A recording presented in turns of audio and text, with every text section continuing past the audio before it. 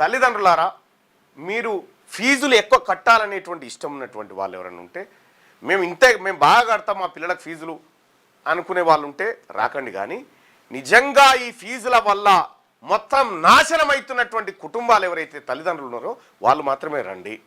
వచ్చేటప్పుడు కొద్ది అన్నం కూడా తెచ్చుకోండి, వాటర్ బాటిల్ కూడా తెచ్చుకోండి.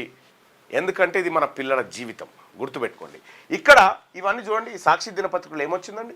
చెప్పని చదువుకు ఫీజులు. వెలుగు దినపత్రికలు ఏమొచ్చిందండి? ప్రైవేటు దోపిడీ 2 నెలల చదువులకు ఏడాది ఫీజు కట్టలేదని విద్యార్థిని ఎండలో నిలబెట్టిన వైనం. BSS school denied reentry to SC/ST students over pending fees. Ego school staffs kids for taking exam. ఎందుకు? ఫీజు కోసం. పిల్లగాడు చచ్చిపోయింది. ఇట్లా ఇప్పుడు ఇబ్రాహీంపట్నంలో ఒక పిల్లగాడు నిన్న సూసైడ్ చేసుకొని చచ్చిపోయాడు. ఏది? ఇంజనీరింగ్ కాలేజీలో ఫీజు కట్టమన్నందుకు. ఈ రకంగా మనకు క్లియర్గా ఉన్న తర్వాత చట్టమే అమలు చేయమని మనం అడుగుతలేమని ఎవరు చేస్తలేడా?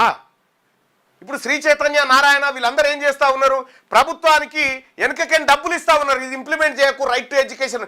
మరి ఇది ఎవరు చెప్పాలి? ప్రజలకు మీడియా చెప్పాలి కదా. ఈ స్కూళ్ళు కాలేజీలన్నీ ఎవరి? అగ్రకులాలు వాళ్ళవి. ఎవరిది? అప్పర్ క్యాస్ట్ మీడియాది. మరి ఇక ఒక్కసారి చూడండి, ఈ మీడియా ఎందుకు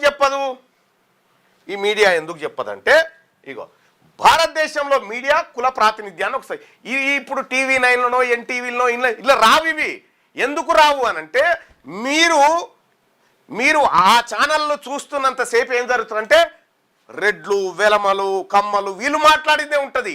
మన బతుకులు ఉండే ఇందులో ఈ దేశంలో ఉన్నటువంటి మీడియాను ఒకసారి చూడండి.